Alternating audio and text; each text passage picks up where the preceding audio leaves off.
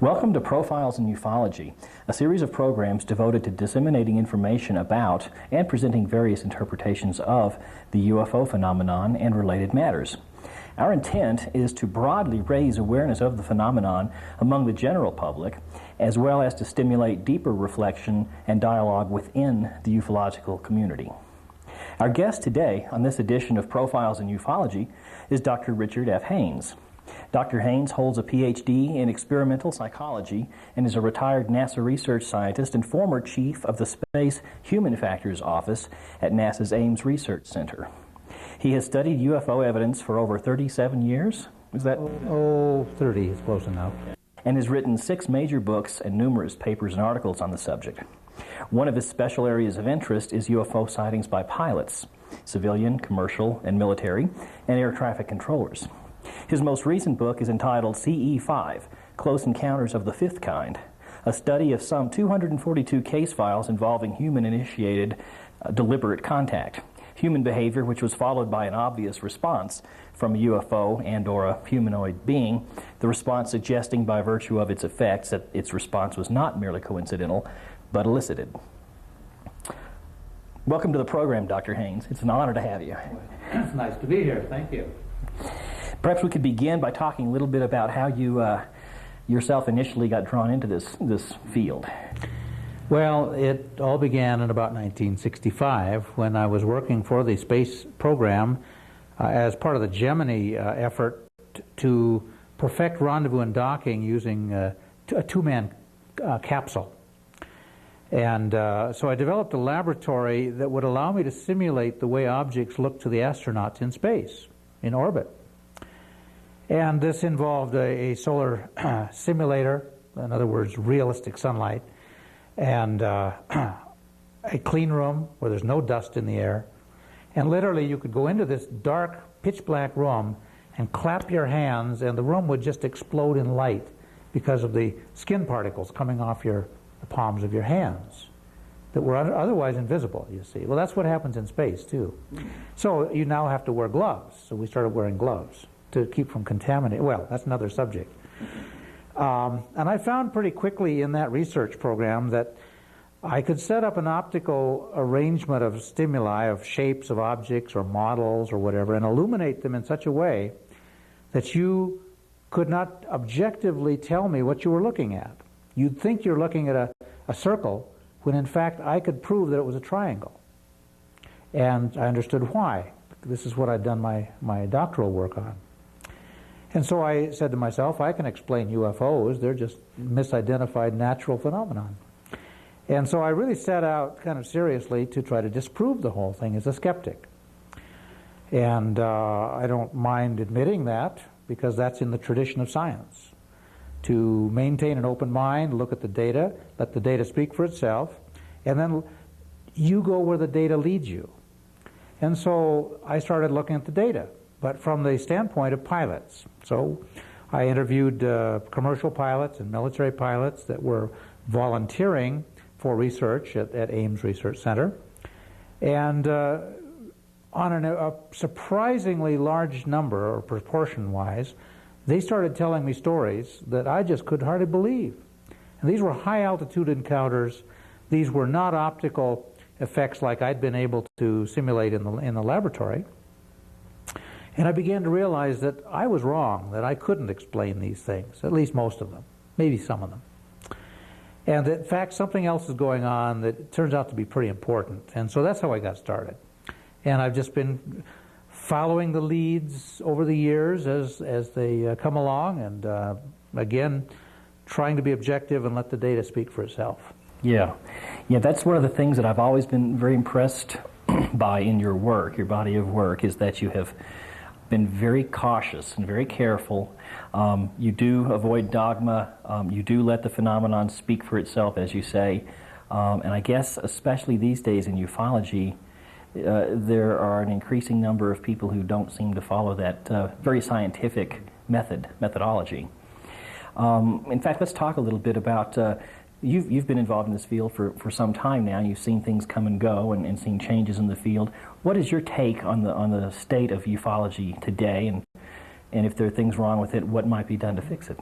Well, just for the record, today is June 18th, 1999. And maybe on June 24th I might change my view. But as of today, I'm quite discouraged, very frankly. I'm not pleased with what I see happening in this field for a number of reasons. One of them has to do with a real vacuum of leadership.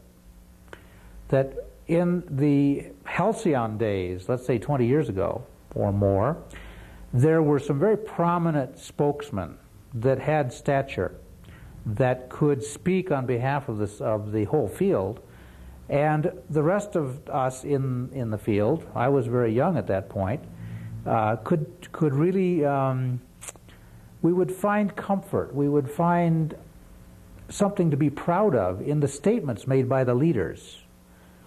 Not anymore. I'm sorry to have to say that. Another concern that I have is that we seem to be running out of creative ideas. There seems to be a dead end almost.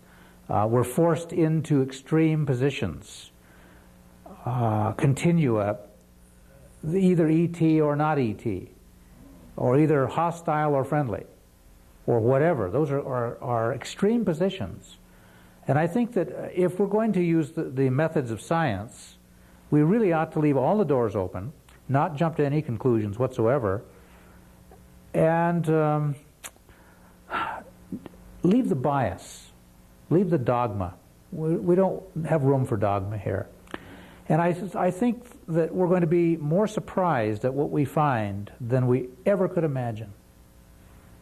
I think another concern that I have is that we have this mistaken view that ufology is an amateur endeavor and shouldn't be in the province of the professional. It's almost like we're jealously guarding it. And we don't have any right to do that. It's too important a worldwide phenomenon. It's almost as if we would be disappointed if it were discovered, explained. Then our importance would be diminished, you see. We would have to stop meeting socially, you see, and so forth. So those are just a few answers to your question. Okay. What constructive things might be done to, what steps could be taken that might improve the situation? Well, if we're serious about recruiting new talent, which is essential, we must recruit young, fresh, creative thinkers. If we don't, we're the last generation. Well, in order to do that, we have to have funding. There's got to be money somewhere to encourage professors, young professors, for instance, to take a look at this seriously, so that you can go to, like the NSF, National Science Foundation, and you could apply for a grant to look at a certain aspect of UFO phenomena. There's no possibility of that right now because of the biases that are existing. So funding is certainly one of the things that we really need to get over. And there are a number of interesting and positive developments in that field recently, where money is being made more and more available, and perhaps an institute someday, I would hope so, where people could apply for research support and so forth. But it's slow, and it's becoming kind of bureaucratized, so that the process of appealing for that money is a daunting task, and it almost discourages you from even trying, you see. Now, I'm not saying that you shouldn't have to qualify. That's not the point. You should have to qualify. That's going to maintain high standards. But there's a point beyond which it's a waste of time, you know. If the chance of getting a grant is 10% out of 100%, and you spend 3 months writing a proposal, it's not worth it for most people, you know, for like $10,000 or even $50,000. But if you think the probability is 80 or 90% of getting a grant, then it is worth 3 months, 4 months of your career to write a proposal. Sure. Well, maybe that's part of the problem, or part of the answer to my next question, which is, why is there such a stormy relationship between ufology and mainstream science? And I'm sure there are many factors, one of which might be scientists have to make a living too, and they go where the funds are available, and if funds are not being diverted or put forth to support certain things, they're simply not going to go there. And that's one issue, but why are they at such odds? Why will so many mainstream scientists simply dismiss it out of hand? Well, I really can't speak from the UFO side because I'm not a member of any organization, and I don't keep close contacts with that particular group of people. But I think I can comment from the scientific side. And you've put your finger on one issue, which is funding, certainly. You cannot mount an expedition to the South Pole on out-of-pocket expenses, you see. Or you can't develop a rapid response team to fly anywhere in America when there's some new major sighting on the milk money you save, or your wife gives you. It just doesn't work that way. So funding is certainly a real concern. But I think another concern that the scientist has is the ridicule factor. That systematically now, for I would say at least one, if not two generations, there has been, I think, a deliberate attempt to ridicule the whole subject, so that it is really not considered as a legitimate activity. Well, it doesn't take very many generations before no academic in his right mind is going to touch this subject, you see. Without a whole lot of confidence or bravery or whatever you might call it. So I think that the ridicule factor is another concern that exists. I think there's a third concern, and that is that the very nature of the phenomenon is so unpredictable. Science has difficulty with short-lived processes. You look at subatomic particle physics, for instance. It's not impossible to study these particles, but it's difficult, and you need very expensive cameras and sensors that capture the phenomenon and so forth. Say inside a cyclotron. But that's quite different from trying to go out into the real world, like into Wyoming, for instance, and to capture the phenomenon there so that you can study it scientifically. So the unpredictability is, I guess, the third concern from a scientific point of view. And the third is kind of related to the fourth is related to the second, which is the ridicule factor. The current crop of devotees are generally so zealous that I think a lot of academics just don't want to get associated with them, like it will rub off or something. Mm-hmm. You understand? Sure. Guilt by association. Yeah, so there's that. There's the essential non-replicability of the phenomenon, which is, after all, what science, much of it is built on, and you can't put aerial phenomena in the laboratory and run it through several times. Yeah. And you said something about the ridicule factor, and you alluded to, you thought that some of it might be deliberate. Can you what do you? Well, you're raising a much larger issue, or perhaps I raised it, I don't know, that there's a plan underway or in place to discredit this whole subject so that it becomes so absurd that nobody seriously would look at it. Well, from a classic disinformation point of view, that's the kind of technique that's often used.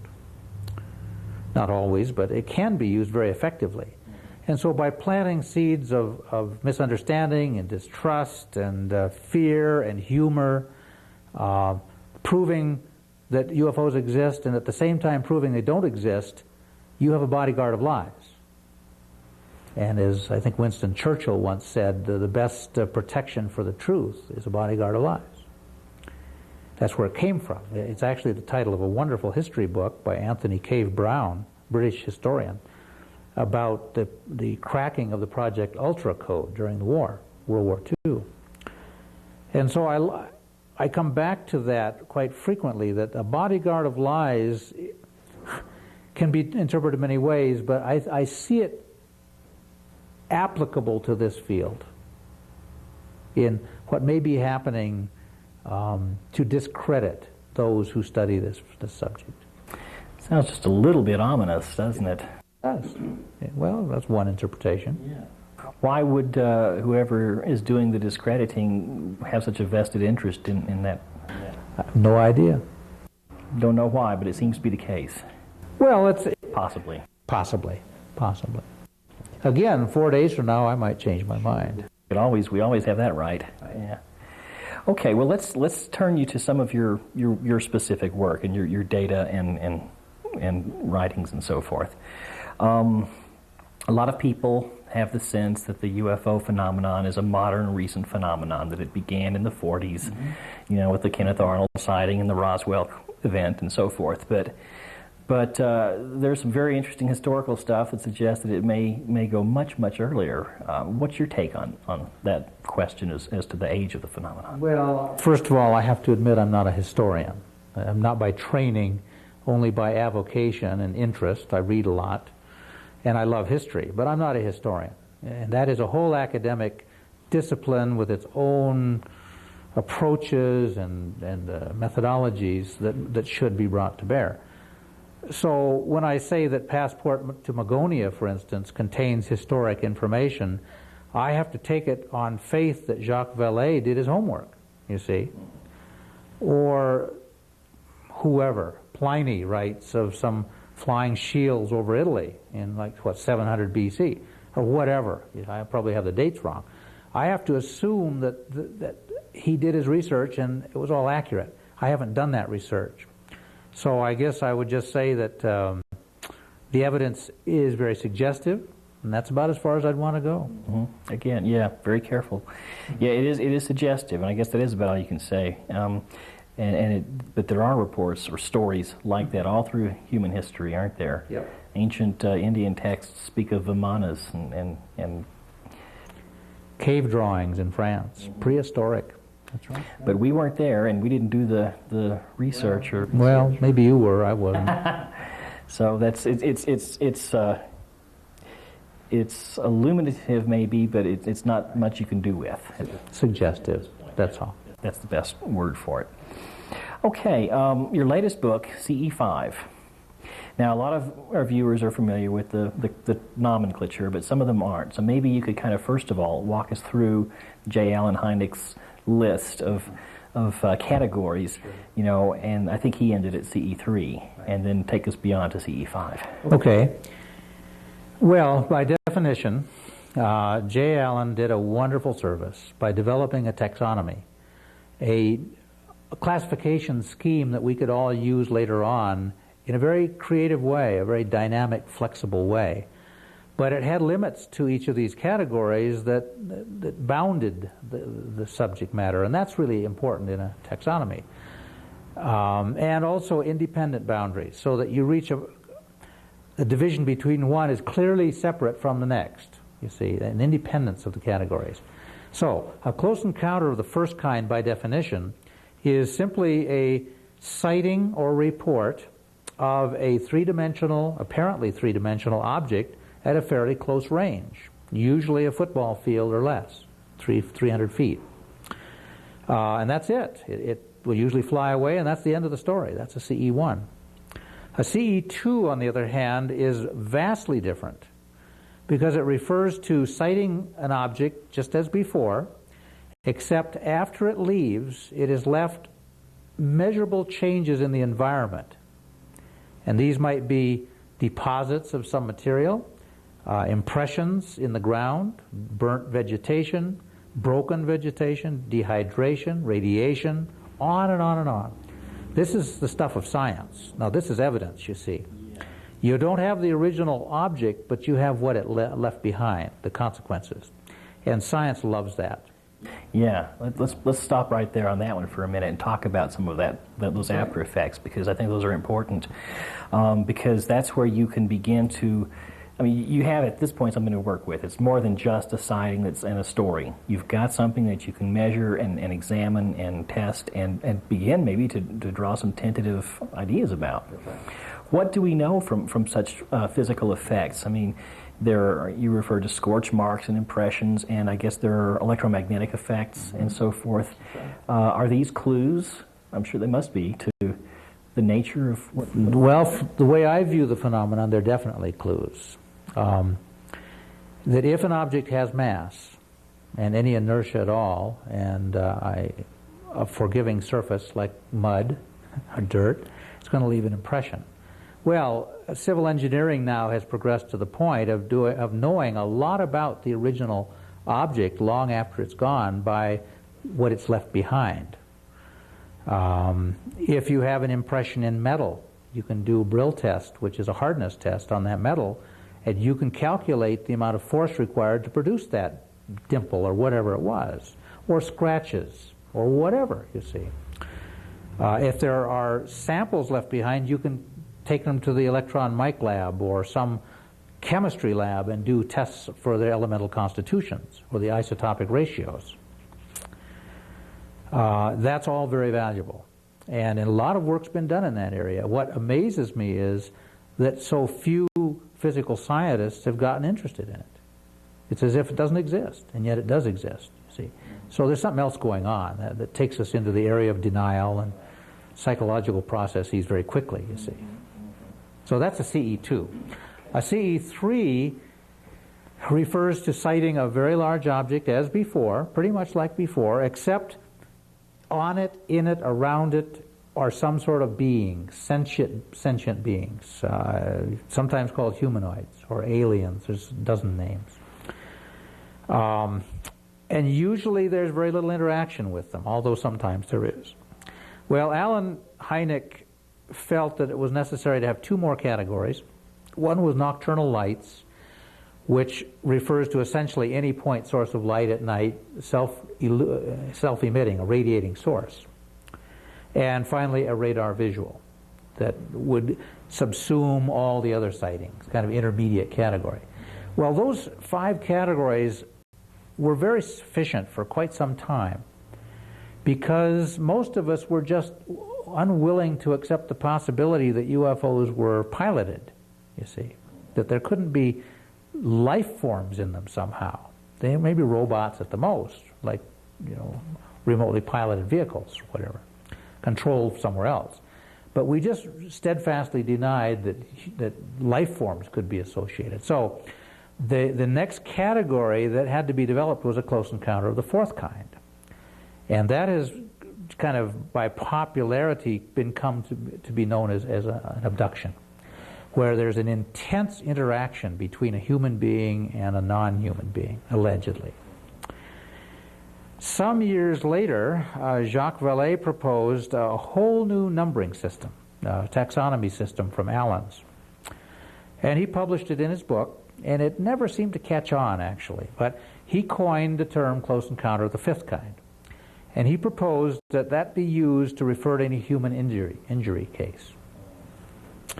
Well, in about 1992, I think it was, Dr. Stephen Greer, who is the founder and director of the CSETI group, the Center for the Study of Extraterrestrial Intelligence, he coined CE5, so we now have 2 definitions, and his definition basically is human-initiated contact, where the human being acts proactively and goes and does something overtly to attract the attention, if possible, and hopefully to get some sort of response.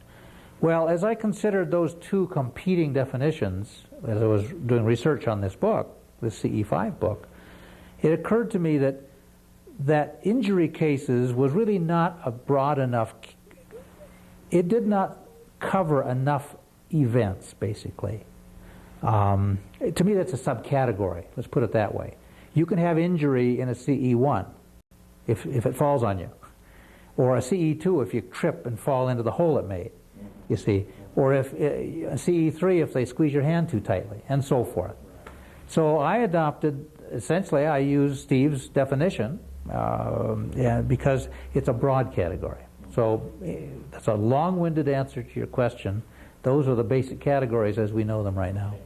And just to be real clear for everybody, a CE3 is sighting of occupants, I suppose. That's all. But nothing more. I mean, you know, there's almost a historical trend when you read the literature, or if you've read the literature over the years, that seems to follow the categories. I mean, the earliest literature was only about sightings in the air, and then we had landings. That's right. And nobody thought for a while there would be any landings. Then we had landings, and then we had sightings of occupants. But it'd be you're hiking in the woods and you see a figure and he jumps on the ship and it takes off. I mean, there wasn't any real interaction. It was just a sighting, and that would be a CE3.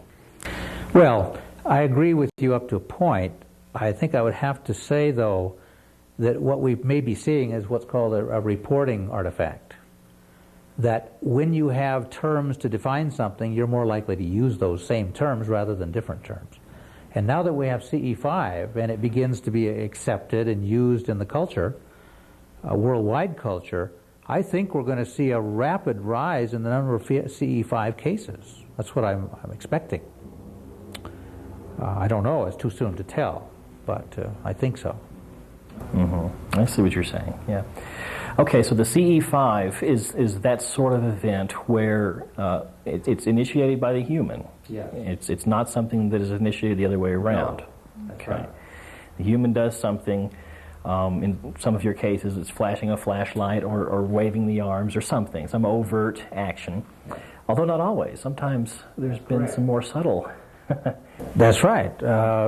I think the key distinction needs to be made here. It is that all the previous categories have been passive responses of the human being. CE5, for the very first time, represents a proactive approach, where we begin to take some initiative. That if you can elicit a response back from the phenomenon, whatever it is, a message sent has been a message received. And you know that because they're responding back, you see. Now it raises the issue of what is communication. And we're sitting here talking right now, and that's communication to some degree in the English language. But you're giving me a lot of nonverbal cues right now, as I am to you. Well, we're both residents of this planet. What happens if you're an alien and I'm a human? I don't have the same basis of understanding of the communication, you see. So your nod might be a prelude to killing me, you see. I don't know. So we have to be awfully careful. There is no common coin there. That's right. And as I've made points before on the same subject, the scorpion embraces its victim before the tail comes over and kills him. So we have to be careful here, you see. What is a friendly human behavior? What is a friendly, quote, their behavior? Yeah, that's always been an issue in this whole field, the risk of anthropomorphizing things and putting it into human categories, and and that's a very very risky thing to do. I mean, you could completely misjudge, everything. That's right. Okay, so the CE5 is a human-initiated phenomenon that then elicits a response, and that response seems to suggest that it's definitely an intelligence responding. Not necessarily. I wouldn't say definitely proves it. I think the jury is still out on that one. But this book that I just finished writing has over 200 cases, and many of them suggest that very strongly. I don't want to say it any longer, stronger than that, you see. And there's a table in the back that summarizes by chapter the nature of the responses that come back. And I must say that a great many of them highly suggest intelligence. I'll give you an example. Vehicle pacings. Now, normally we don't think of vehicle pacings as a CE5 event. It's at most a CE1, you see. Or if you see a humanoid on board, it might be a CE3. What makes it a CE5 in some cases is that when the human being driving the car or the truck or whatever vehicle it is, or airplane, I've got wonderful airplane cases like this in the air. When they change direction, turn the corner to get away from the UFO out of fear, they don't care two whits about signaling to the UFO. They want to get away from it. So they speed up and then turn left and screech around the corner to the left. The UFO does exactly the same thing after the car does it, you see. That's a CE5. Because whatever the human does elicits a response from the UFO, and lo and behold, it turns out to be the same response as the car made. Well, from an anthropological point of view, I could argue, I think, that they're communicating with us. hey, we're trying to be friendly up here. Don't get away from us. You see the point? Sure.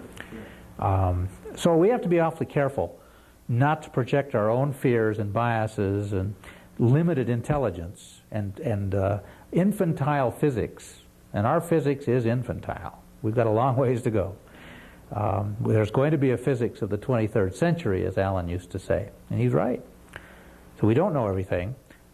We have to be awfully careful not to judge prematurely. Let's put it that way. Okay, now in these kinds of cases, you draw a distinction in your book between those human-initiated events which are friendly and those which are more provocative, shall we say. Let's talk a little bit about each of those two kinds and what kind of responses seem to be forthcoming. Are they different? Are they the same? Can you give examples of each? Well, I devoted a whole chapter to friendly human behavior.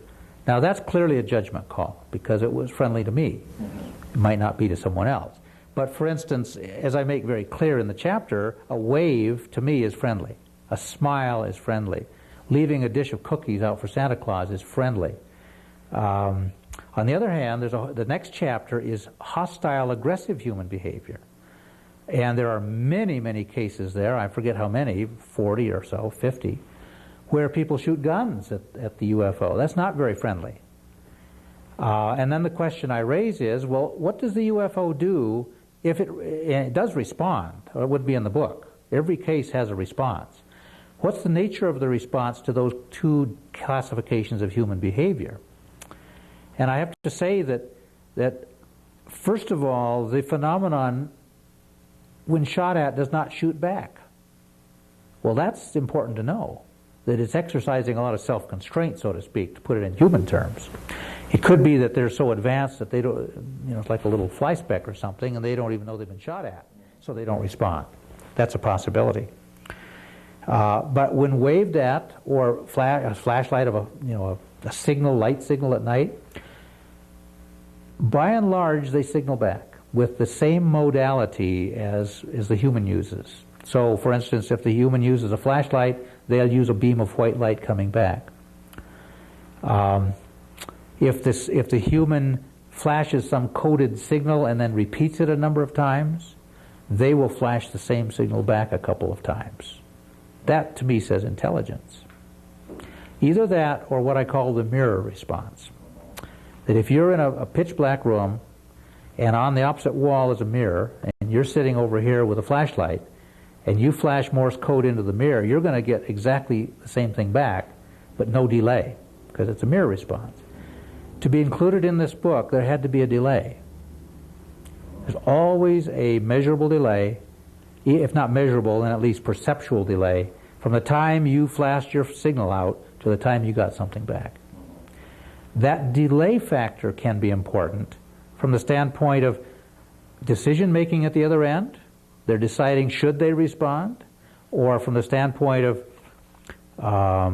what should we respond? Should we send them the exact signal back and really give them a thrill?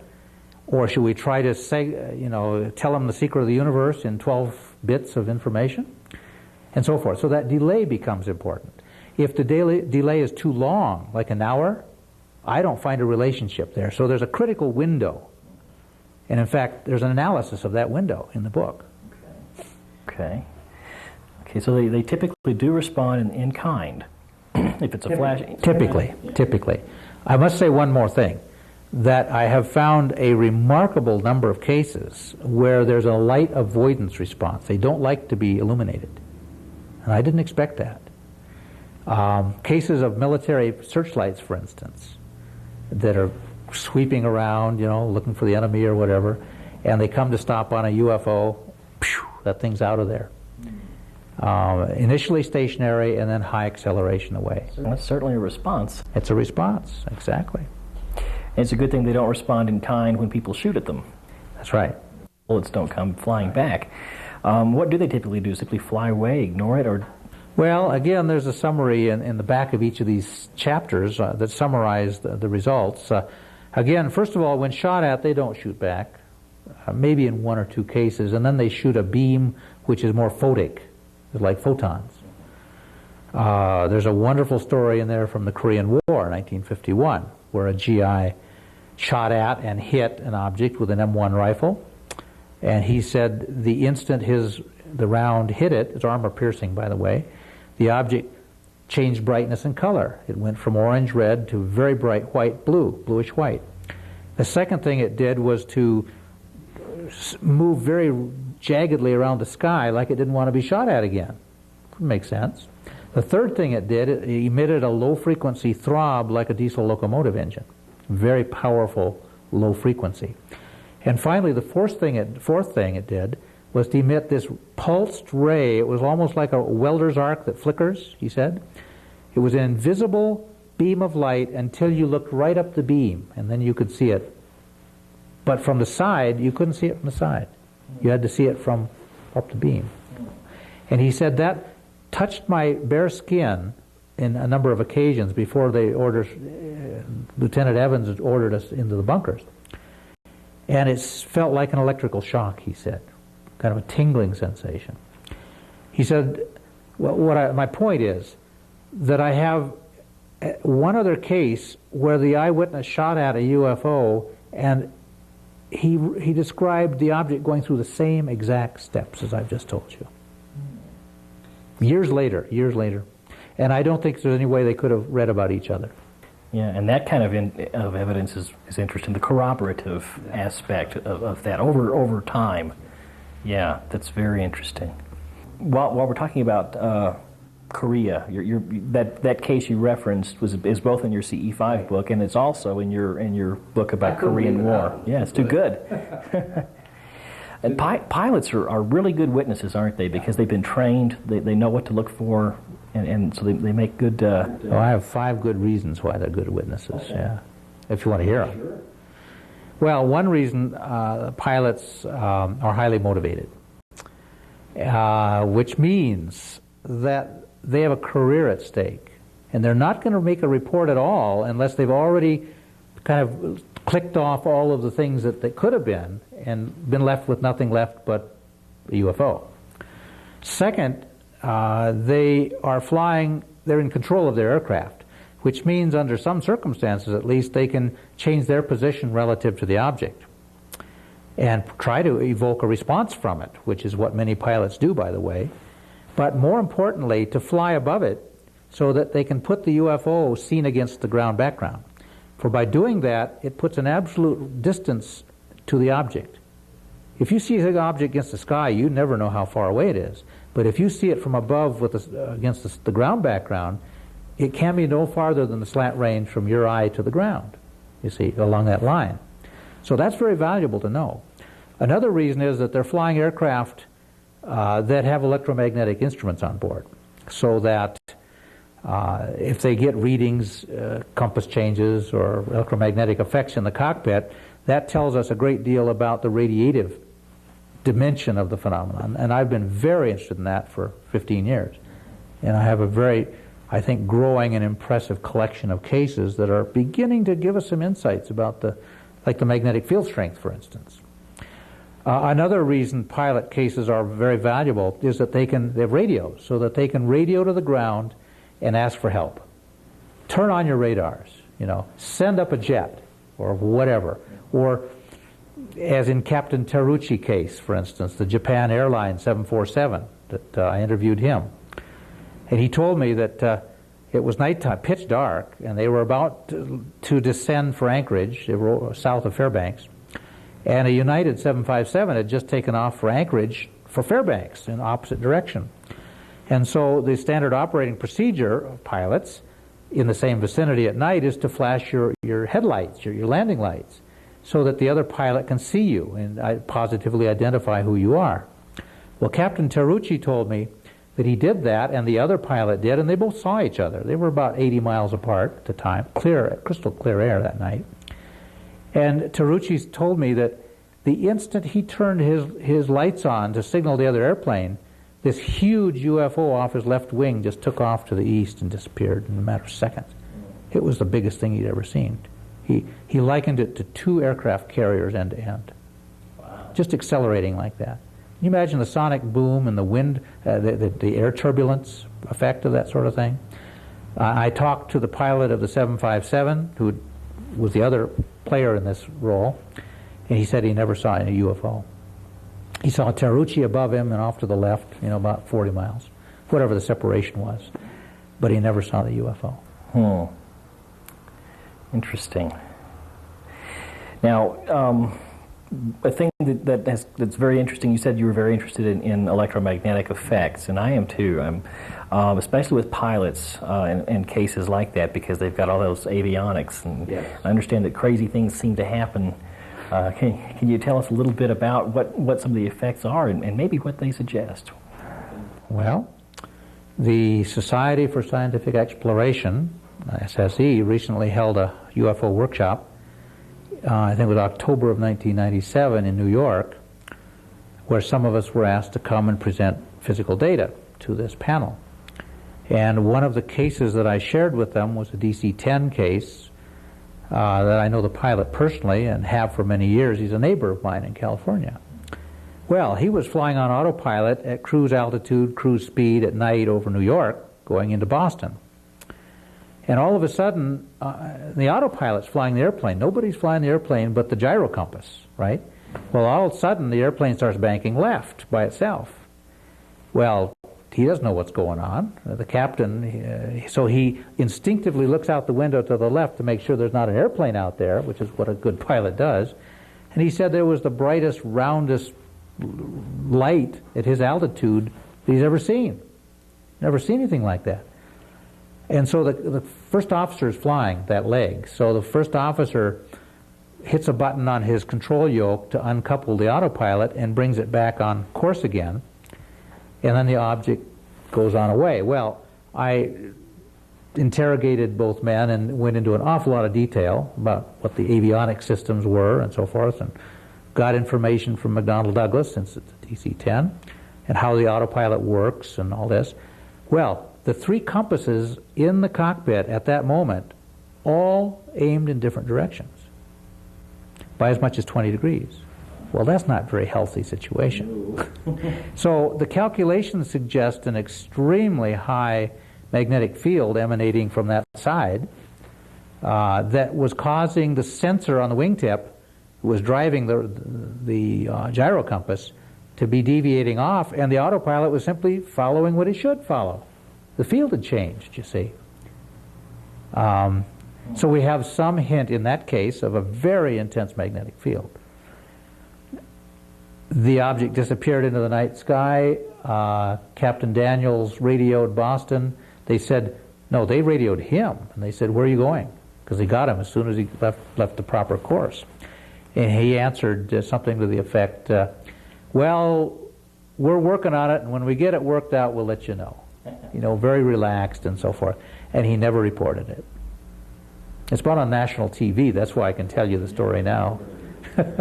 Never wrote up a report. He told his boss years later, and his boss said, it's good you didn't report it. Yeah, well, good for who? Well, just to go on briefly with the question, because it's a very complex question.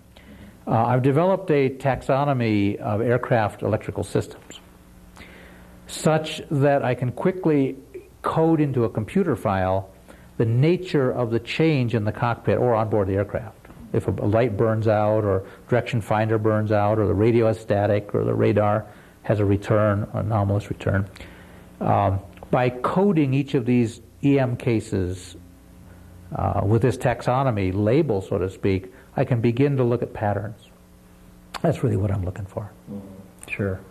I'm just curious, are any of these kind of incidents where the instrumentation might go haywire or something, presumably temporarily, it comes back to normal? Well, not always, but usually, yeah. It's transient. Well, I have to wonder, that sounds like a dangerous situation. Do they ever become really life-threatening? Well, in cases where there's crashes and death, you don't get the luxury of talking to people, you see. I've heard tapes, Mayday tapes, which they curdle your blood, because at the end it's silent. And you never really know. The Valentich case is a good example there, and I've got that tape. Yeah, tape. Yeah, and I was kind of working my way over there, because that certainly is related. The Melbourne incident is the name of your book, I think. Right. For the viewers who may not be familiar with that case, maybe you could give us a quick overview of what that case was about, because it's very interesting. Well, I would urge them to try to get a copy of the book, first of all. A young private pilot, 20 years old at the time, by the name of Frederick Valentich.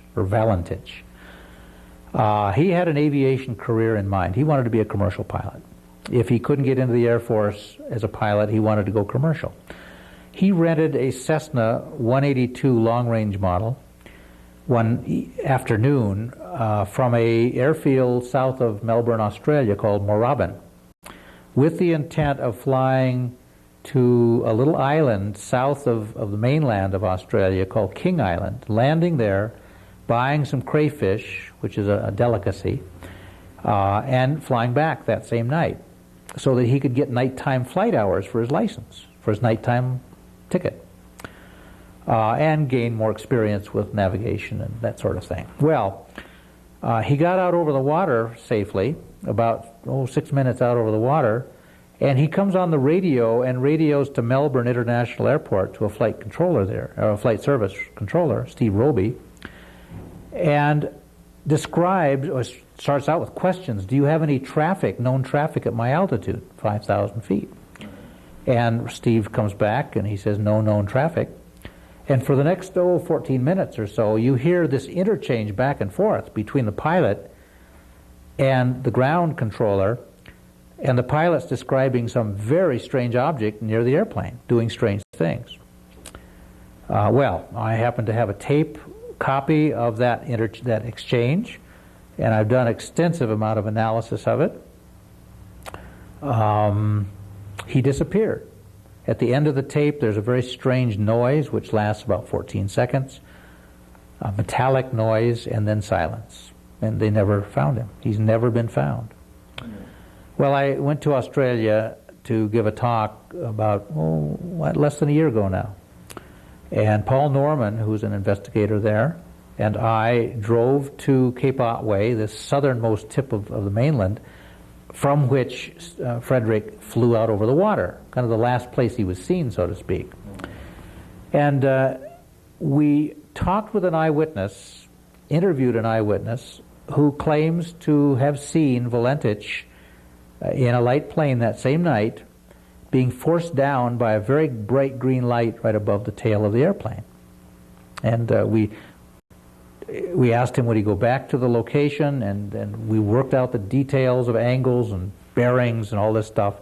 And Paul and I have written an article, and it'll be out pretty soon in SSE Journal, because we have discovered a footprint, let's call it, a splash point in the water where we think the plane hit, with certain assumptions, of course.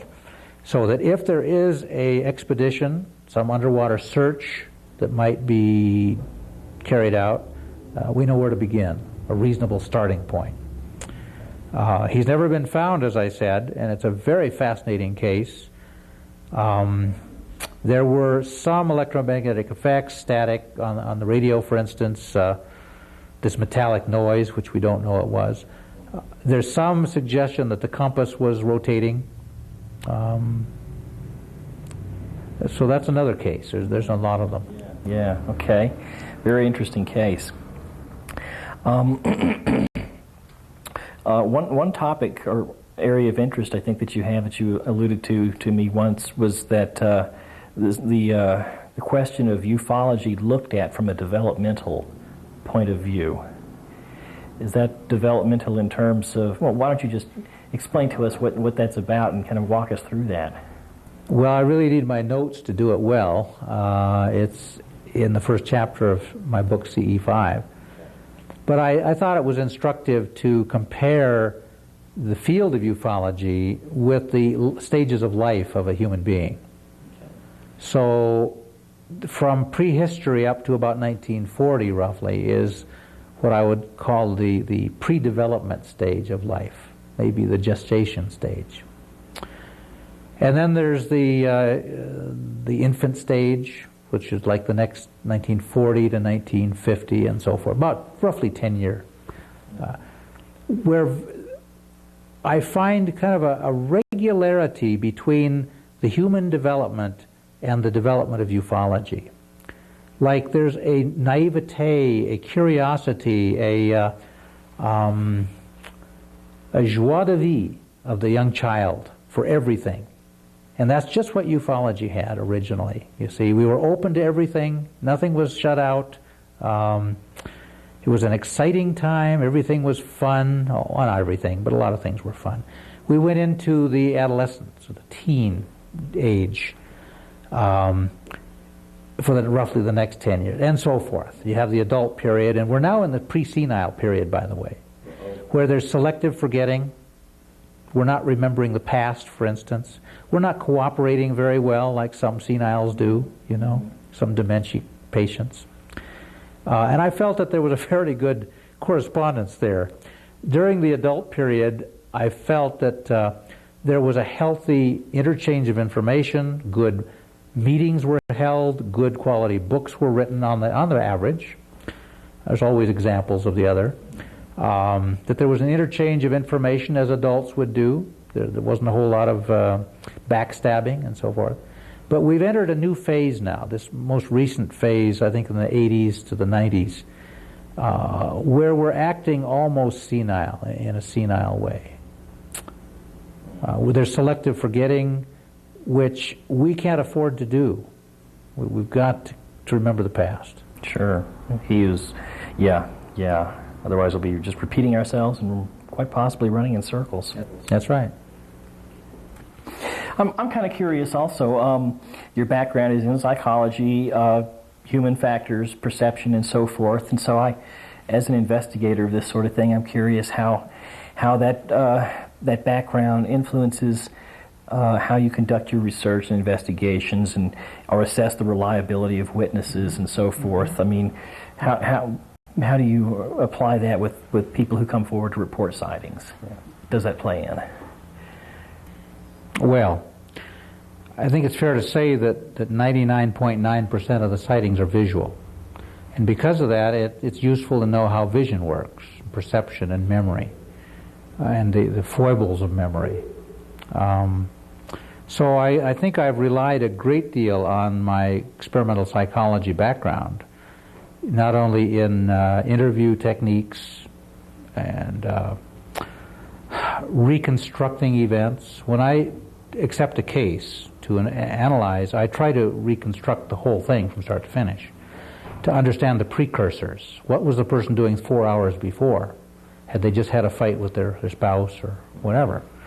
Or had they been drinking alcohol? Or are they angry? Are they happy? A big adrenaline rush?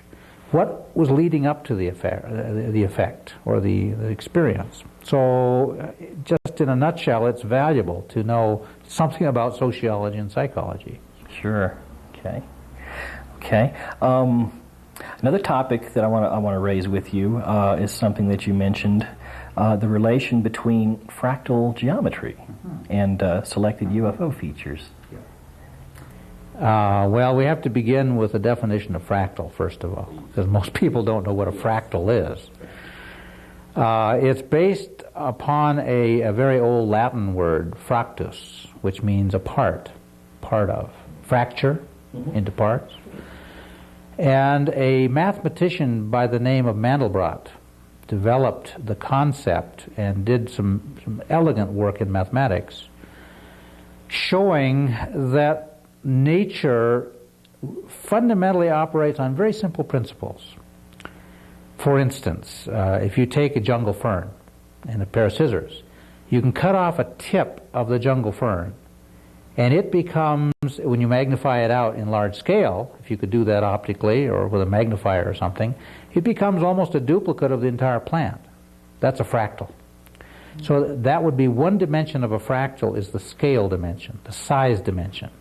That there's some similarity, let's say in outline form, but the only thing that's changed is the size.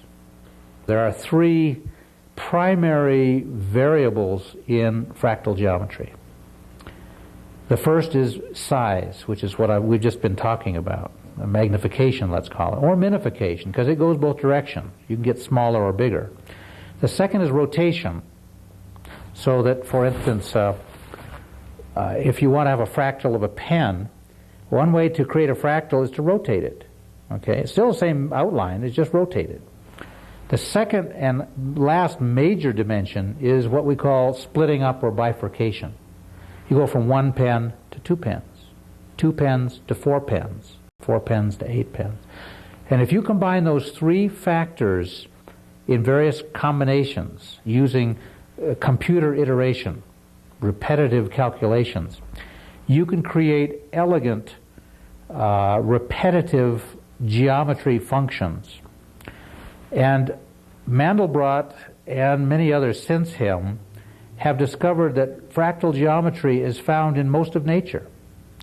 In the ice crystal, in the snowflake, in the cloud formation, in the outline of a bay on the ocean front.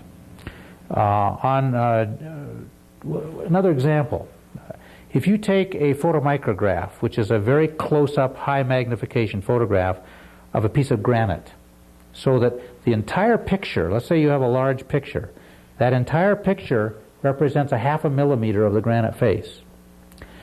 Now you take a photograph at Yosemite of Half Dome, which is granite face, and you print it on a 10-inch print. You can't tell them apart. Why? Because there's the same fractal principles between the two, that nature has incorporated both in granite, you see. Well, let me turn now to UFOs. What in the world does this have to do with UFOs? It occurred to me, I was asked to give a paper in Portugal a couple of years ago, so I wanted to kind of pick a novel subject that nobody'd heard of before. And it occurred to me that there were some physical characteristics of UFOs that had always been considered independent from one another. No one had integrated them into some common explanatory structure. For instance, very often people describe colored, equally spaced lights around the perimeter of a UFO. Okay? Everyone's heard of that. Sure. And some people call them portholes or whatever, but we don't care about that at this point. People have described UFOs that change shape, dynamically change shape, just morph, so to speak. That's the second feature that I got into. People have described UFOs that change size, so they will actually contract or expand. That's the third aspect that I took a look at. A fourth is overall luminosity as the object accelerates or decelerates. So there's a change in brightness or color, or both, during acceleration. That was the fourth characteristic. Well, I was thinking one day about fractals, and I said, maybe there's a relationship. Maybe the phenomenon knows how to manipulate fractal geometry and is using it to their purpose, whatever the purpose is. And one thing led to another, and I proposed that, in fact, that at the center of the phenomenon, either geometrically or conceptually, there's a seed, there's a core, and that core is almost pure energy. And a fractal always starts with a core, by the way. I forgot to mention that. You start with a seed, and then you build upon the seed. Well, I postulate that the UFO phenomenon has a core of energy that can be manipulated in very precise ways using these 3 variables of magnification, rotation, and bifurcation. And when you start applying those geometric principles to the UFO phenomenon, lo and behold, what falls out of that naturally are these 4 characteristics I've just described.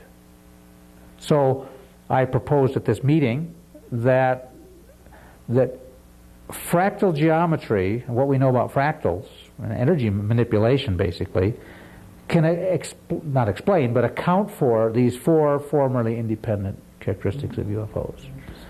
So for instance, what you see as independent lights around the circumference are probably not lights at all. They're probably anodes or concentrations of energy that are temporary. That the boundary or surface or edge, let's call it metal, of what you see as a UFO is only temporary, and it's not really there. It's just temporary to achieve some particular end. So again, I'm trying to be creative. I'm trying to look at the phenomenon in a new way. And I'm probably wrong. This is probably all wet, but at least it's a starting point to take a look at the phenomenon through new eyes. Yeah, well, that's what you have to do sometimes, just to shake it up and and see what new, because you never know where a valid insight's going to come from. Well, that's right. That's what science is all about. That's right. Very interesting. UFOs as a fractal phenomenon. That's right. The larger question is there an intelligence behind the fractal, you see? Yeah, what is that core? That's right. What is that seed? And that is the key. I've never addressed that. I just don't have any idea where the energy comes from, how it's stored, how it's manipulated. Who's doing the manipulating? That's right. Yeah. But interesting, fertile ground. Very interesting. Okay, we've talked about several of your books already. We've mentioned in passing the Melbourne episode. We've mentioned the Korean War, the advanced aerial devices, and you've got a number of I guess a lot of people aren't really aware that there was a lot of interesting things going on during the Korean War period, but there were, and we've already talked about one of those cases, but there were quite a few, and I guess they probably kind of swept under the rug or something. But well, they were reported through channels. The problem was, I think, that we were in an infant stage of our understanding of the phenomenon. We didn't know what to do with them. It became kind of a headache for intelligence. The first interpretation was almost always an enemy weapon, you see. But then we finally began to realize that it wasn't a Russian or a North Korean weapon, it was something else. Well, then that just creates nothing but headaches, you see. You have to create a whole new classification or category, a bin, to put all these new files in, you see. And eventually it became Blue Book, or Sign first, Project Sign first. And Project Delta is an interesting book of yours because that deals with multiple UFO, and that adds a whole new layer it gives us a lot more to work with, I guess is what I'm getting at, than just a single thing. What is the significance for the viewers of the multiple UFO? I mean, how is that got more to it? Well, okay, a little background on the book, how it came about. I was always impressed with single UFO cases. They're quite spectacular in most cases. You know, one object flying the sky and doing zigzags and so forth. And every once in a while I would come across, or be aware of, let's say, two objects flying side by side. But I never gave it much thought until, I don't know, 8 years ago or something. I said, hey, there may be some pay dirt in here that we can learn something from. And so I said, I'm going to go through the literature and see if I can find very many cases with multiple objects seen at the same time and place. Well, before I knew it, I had over 700 cases, which are in this book, Project Delta. By the way, Delta is nothing, I use that in the scientific sense of change or dynamics, okay? So I must admit that writing that book, Project Delta, was part of my own maturing, because I was finally beginning to turn the corner from nuts and bolts ufology, you know, photographic analysis, which I know something about, done quite a bit. That kept me a long way back from the real issue of humanoids and intelligence and control and so forth. And so I said, well, I have to be honest about this and let the data speak for itself. What am I learning from these multiple witness cases, not only multiple witness, but multiple object cases, where the objects are executing precise, exquisite flight dynamics in the air?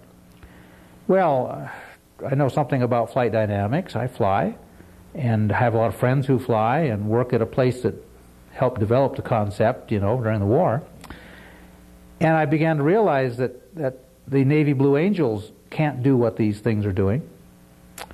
That in order to swap positions, for instance, in the sky, you have to not only know where you are at any moment in three-dimensional space, but you have to know where everyone else is at that same moment. Second, you have to be able to communicate back and forth. Third, you have to be able to execute energy management, it's called, thrust vectoring, in a very precise way to quickly go to swap positions.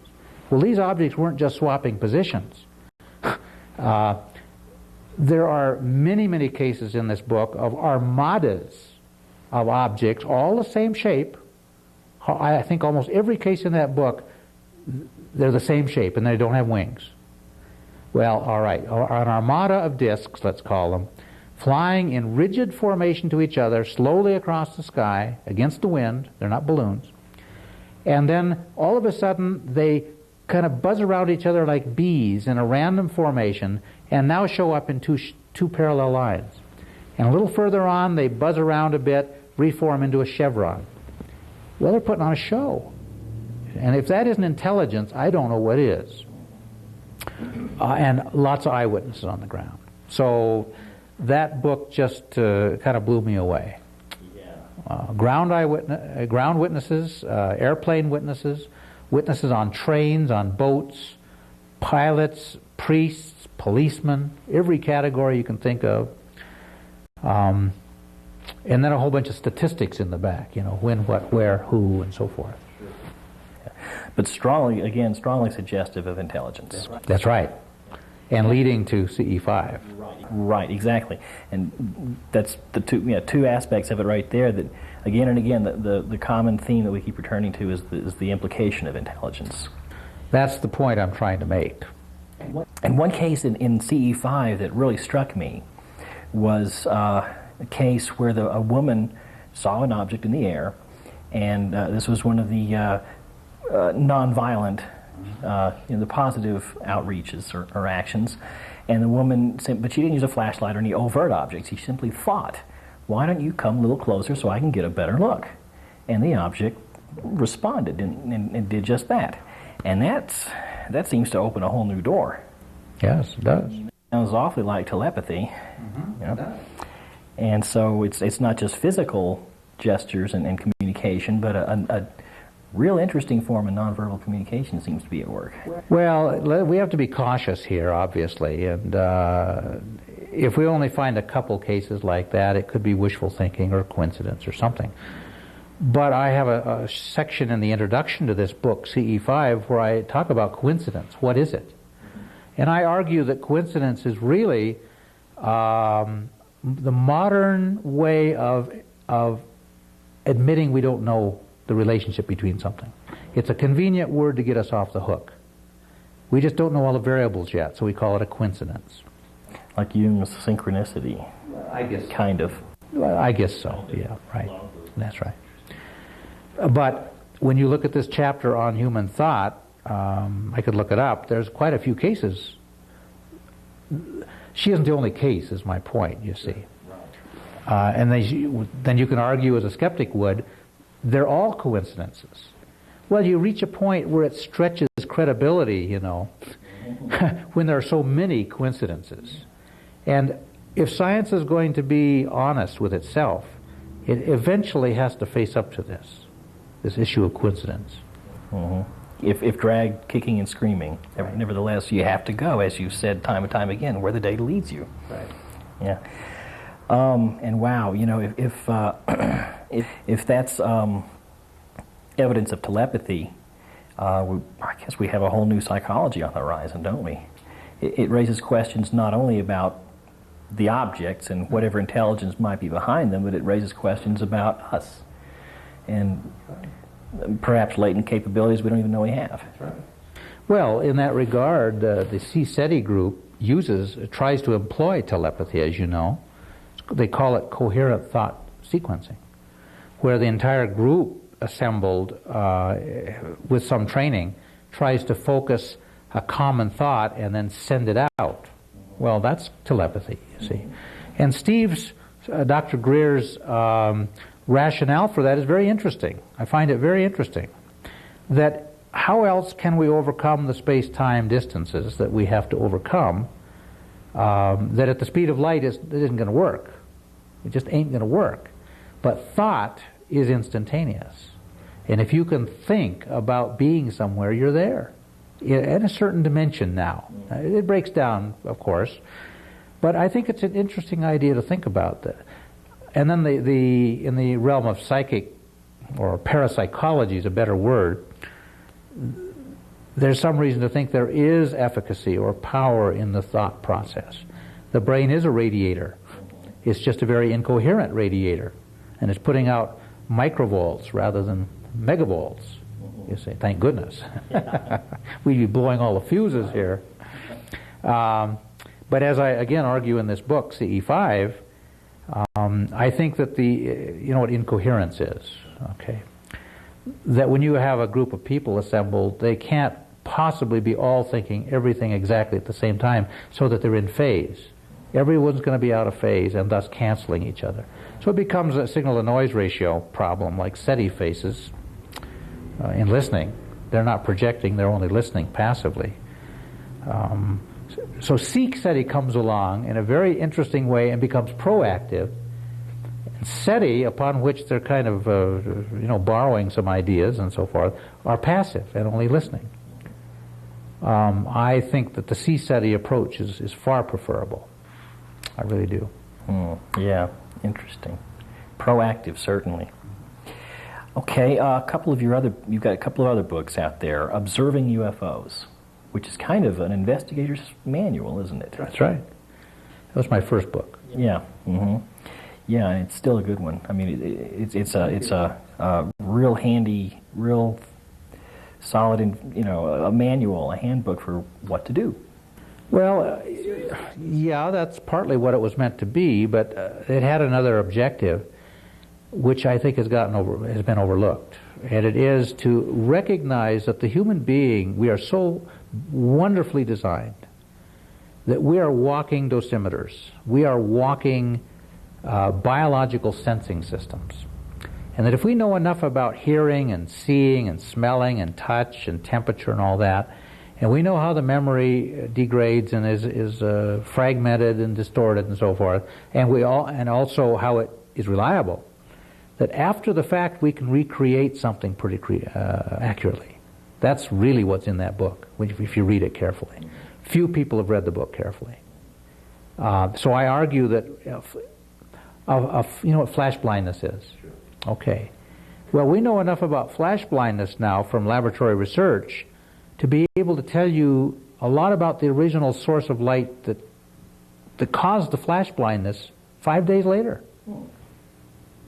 You see? Why? Because the little memory traces of the event are linked closely enough to what we remember seeing on the retina to be able to kind of extrapolate backward in time to the original event, which was the flash of light. In fact, that was my first major paper in ufology, basically. It was a paper at the CUFOS, one of their first annual conference, on the perception of extremely bright light. And it went into chapter and verse on this subject since I'd done my doctoral study on that. And I argued there that we ought to keep meticulous records about what we can see before, during, and after seeing a bright UFO. Because by doing that, hand the data to me and I can do some calculations and tell you quite a bit about the radiation characteristic of the UFO. Okay? In space and time. Interesting approach. Yeah. And then you have UFO phenomena and the behavioral scientist. Yes. Yeah, that was my second book, and that's a hard copy book that is a collection of chapters by various people, various professions, let's say. And Leo Sprinkle contributed a chapter. We had psychologists, psychiatrists, 2 anthropologists, a couple engineers, I said psychology, historian. I think that's it. And each one of us took kind of a different dimension of the phenomenon or characteristic and just went into it in some depth. And then I pulled it all together and gave it a little outline and so forth. And it's still a very popular book because it was academic. There were only PhDs. Now, I'm not saying that they know more than anybody else. That's not the point. But I think it was an attempt to show the academic community that this is an acceptable area to get involved with. So Armando Simon, for instance, who's a psychologist, he wrote a wonderful little chapter on the influence of the entertainment media on sightings, okay, science fiction movies, for instance. And Phyllis Fox was is a sociologist. She went into some detail on sociological trends in our culture and UFO phenomenon. Dr. Roger Shepard, who is a psychologist at Stanford, did some of the pioneering work on very early computer modeling of three-dimensional shapes as viewed from different angles, which is very valuable. And Leo did the Carl Higdon case in quite some, he's the longest chapter in the book and the most detailed and so forth. And I did a couple chapters on how do people draw UFOs, okay? And since I remember that one a little better than the other ones, I was teaching classes in a university at the time, and so I had access to a lot of students. So I would ask them to help in a little experiment. I would hand out a piece of paper, usually about 30 students at a time, and ask them to, up in the corner, put your initials, your age, male or female, L or R for right or left, or AMB for ambidextrous, occupation if you had one, usually student, and finally, yes or no to the question, have you ever seen a UFO? And so they put yes or no. I said, turn your paper over. And then I said, would you please draw for me what you think a UFO looks like? Okay? And I said, for those of you who think you've seen one, draw what you remember seeing. Okay? And then I'd collect them all up and take them away and analyze them. Well, I've done that test with probably 3,000 people now. From Brazil, Germany, Austria, France, America, of course, and some other countries. So I have now published a lot of this. Well, when you take all those drawings and you put them into two stacks, yes, I've seen a UFO, and no, I have not seen a UFO, and then you analyze the drawings. There's a lot of ways you can analyze drawings. There aren't any differences. Fundamentally, there's no differences. Well, what's one possible explanation for that? Well, the explanation I like best is that everyone's seen a UFO. Some have seen it in the air, and some have seen it on television. You see, that we've all been contaminated. Right. So this is why I like children's drawings, because they don't see quite. Of course, it's too late now. They've all seen them now. Yeah. You get the idea. So drawing becomes, I think, just another dimension. If we're going to rely on drawings from witnesses, we should know the process that it goes from out there to the brain to the fingertips to the paper. That's what I was trying to look at. Interesting. Yeah. Media contamination. Yeah. Are you working on a new book now? Yes, as a matter of fact. Well, I wouldn't call it a book. It's just a collection of pages right now that may or may not ever be published. And I don't want to say a whole lot about it, except that it's going to be a major job to do, and will involve aerodynamic analyses of shapes, of aerodynamic shapes, and kind of a comparison of UFO shapes with what we know about airplane shapes.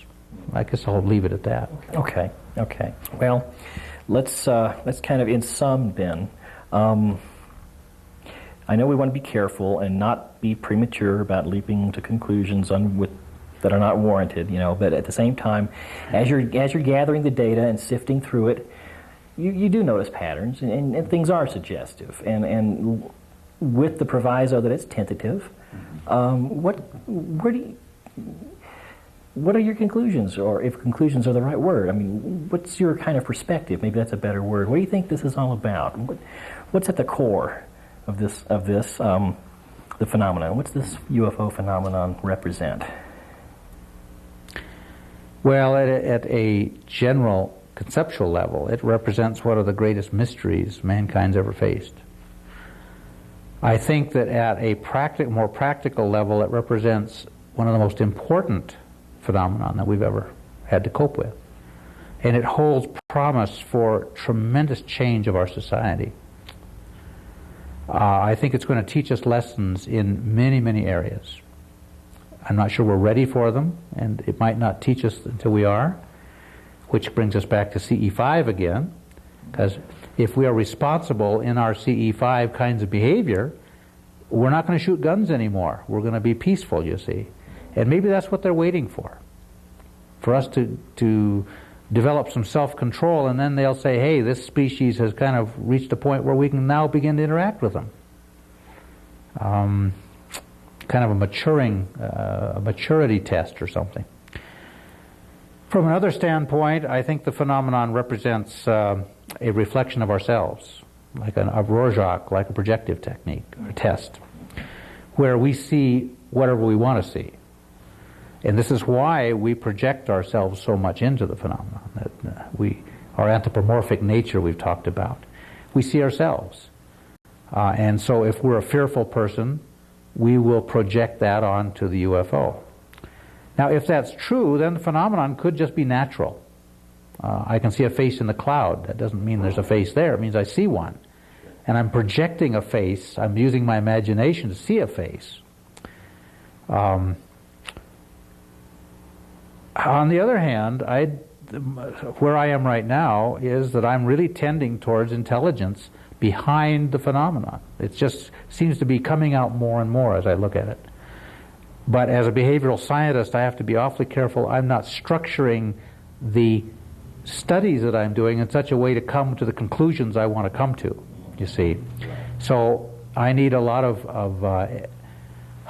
peer review, and I'm really open to that. I love to have people read my work and comment on it, and to show, hey, you really missed the boat on this point, or you really need to redo this approach because you're putting yourself into that. I don't want to do that.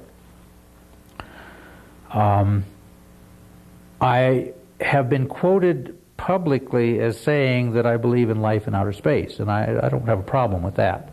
That's almost just a statistical given, given the creativity of God and the vastness of the universe and the fact that we exist. We prove that there's life, and somewhat intelligent. I'm not too sure how intelligent. So just by extrapolation or extension, there's very likely other sentient beings out there.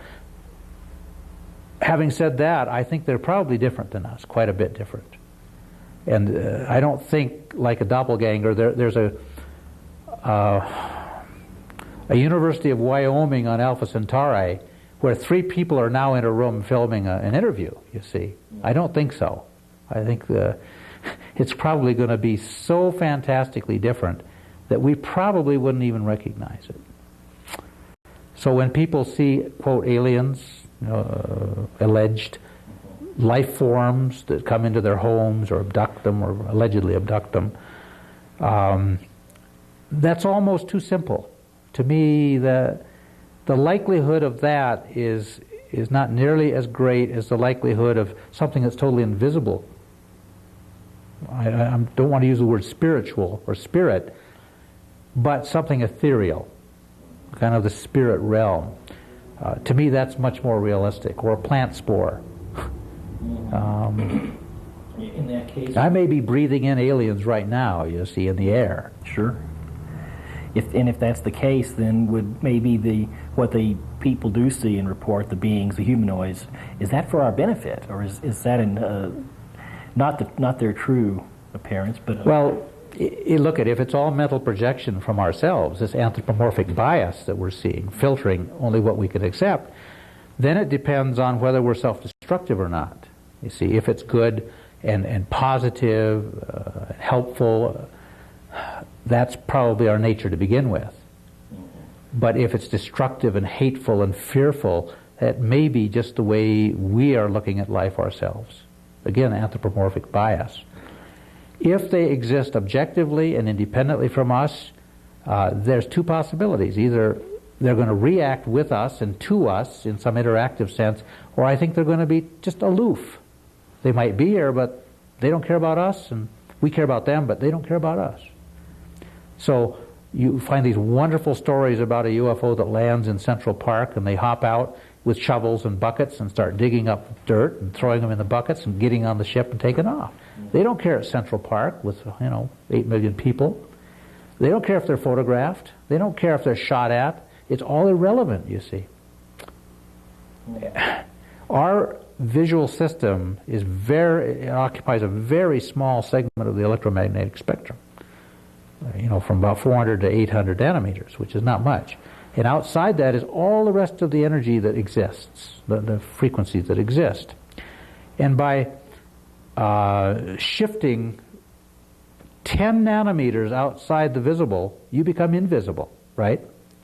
But what if they're visual? Let's say they have a visual system. They might have a sonar system like a bat or a radar system. What if their sonar system, or their visual system, operates just in the X-ray? Then what they see here tonight are skeletons. Mm-hmm. They see a jaw moving, Yeah. You see the point. Sure. And they don't see our outside surface. We want them to see us, you see. Mm-hmm. Interesting, yeah. Now, if in fact what the evidence is suggestive that this is intelligence, and if that's the case, if there is some non-human intelligence behind all this anomalous aerial phenomenon and so forth, the implications of that are pretty astounding too. I mean, for what it says about us and who we are, it raises all the questions of context, of, how we view the universe, how we view ourselves and our place in it and so forth, and those are pretty earth-shattering. Can be. I prefer a world view that's big, or a universe view that's big enough to handle that. Sure. But I suppose for many people it might be a disturbing... Oh, of course. Sure. Some people are prisoners in their home, Mm-hmm. What about, just in passing, what do you think the impact or significance that the UFO phenomenon, especially if it is established eventually to have intelligence behind it, extraterrestrial or whatever it might be, what impact might that have not only on science but on religion, if any? Positive, negative? Oh boy. Well, both are very similar. Science and religion are extremely similar to one another. So I guess I could give a common answer, and it would be that anytime you disrupt the status quo to an established dogma, which is what both those are basically, you got problems. You're threatening people's livelihoods and mindsets and belief structures and so forth. People don't like that, and so they're going to be hostile and upset, threatened, act negatively, do irrational things. And it's going to be, I think, a minority of citizens on this planet that will be able to handle it well. And I think generally Christians will do a good job, and by that I don't mean fundamentalists. I mean people who have a balanced view of what the Bible says about creation and the universe and the size of God and so forth, and who we are in creation. I think some philosophers will do well because they've already been thinking about it. They've rationally gone through the consequences of contact. Academics will not do well at all because they don't have a pigeonhole to put it in. It won't fit in the physics department, you see, or the psych department. It's going to be a new department. And universities don't like new departments, unless there's a lot of money that comes with it. Now, if the aliens come with a lot of gold, a lot of money somehow, or Krypton, or whatever it's going to be, I think academics will have a much less problem, you see. I'm being a little flip now. Well, yeah, but, the new Department of UFO Studies will be open. And, that's right. Yeah, new jobs. That's right. Yeah, funding. Yeah, I think my own sense is that most of the major religious traditions would not have a problem with it. I don't think so. I think that where you do have the problem would be in the more fundamentalistic, with a very narrow worldview, that this would profoundly threaten. I do. I agree with you. To me, the function of a government, a duly constituted government, a democracy, is to maintain the status quo so that life can go on normally, that people can follow, their desires and live happily ever after, and the pursuit of a pleasant life and so forth. Well, anything that disrupts that, be it a force from the outside or a social revolution from within, is generally dealt with pretty quickly by the powers that be, and they interpret it as a threat to themselves, individually as the leaders of the country, and then they use the country as their excuse for extermination or whatever they do to respond. By extermination, I'm referring to foreign countries now, in the past, and we hope not again anywhere else. UFO represent a whole new scale, maybe quality and quantity phenomenon that the leaders are going to have to face up with, you see, face up to. And they're going to have to discover how are they going to maintain the status quo when the status quo doesn't kind of go along with what they believe. So there's a mismatch between what the government's been telling us and what the people believe. And that credibility gap can be very damaging, extremely damaging. So it would be in their interest to keep a lid on that, and that kind of brings us back to the deliberate ridicule we were kind of speculating about earlier. Yeah. Not just ridicule. There have been so many people involved in UFO studies. It's just amazing when you look at the history. Every time you study a one-year period of the history of ufology, there's a whole new list of names, and one or two that follow across, When you look at a phenomenon that has that many participants who come and go, and how many hundreds, if not thousands, of eyewitnesses a year in our country alone, and then you multiply that around the world, that there is a change going on, slow and deliberate, regular, I think, but it's a change for the benefit of the phenomenon. That little by little, as Leo has beautifully said in the past, Leo Sprinkle, he calls it cosmic consciousness conditioning, CCC.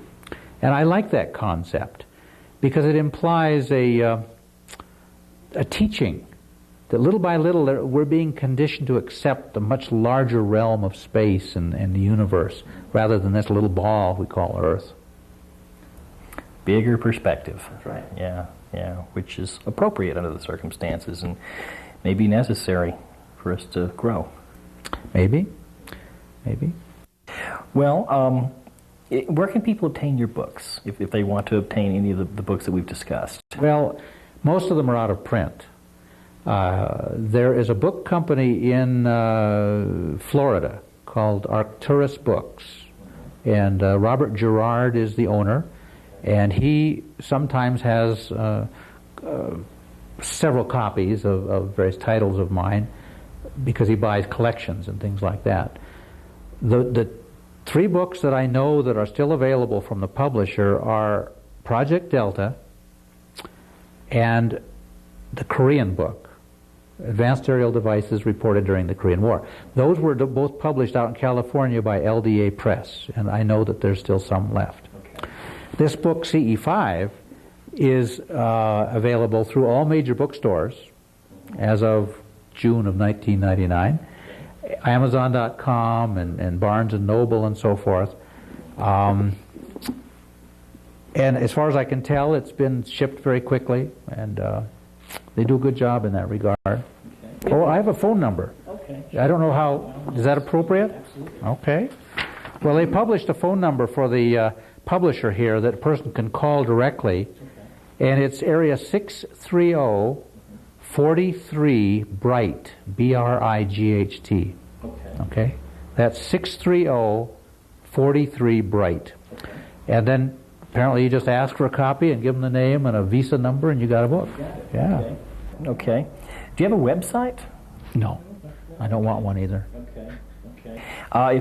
If people wanted to contact you to report a sighting or... No, I'm not in that business, very frankly. I get too many emails as it is, and I can't take any more. Okay, fair enough. All right. Is there anything, finally, in conclusion, is there anything that I haven't raised? No. Oh, that you feel is important, that should be said? Oh, boy. Well, you asked me a question that we deferred, and I want you to ask that again, if you can remember it, because I thought it was insightful. Well, I think it was kind of another way of phrasing the big question, the conclusion, the question of what do I think I phrased it in terms of the CE5 events, what they mean to ufology and what they mean to society. Okay, well, let me take a cut at that. I like that question. What do CE5 events really signify to society? That's a very good question, because it forces us then to take those events seriously, first of all, and say that we are maturing, that there is a segment of society who is willing now to go out and act like fools and to maybe make contact, you see, but to make and make fools in a good sense, like a child would, makes himself a fool, in a childlike way, where there's no guile and there's no anger, there's no fear. A child is not afraid of something new for the first time, never seen it before. And that's exactly the way we must approach this phenomenon, I think. We must be little children.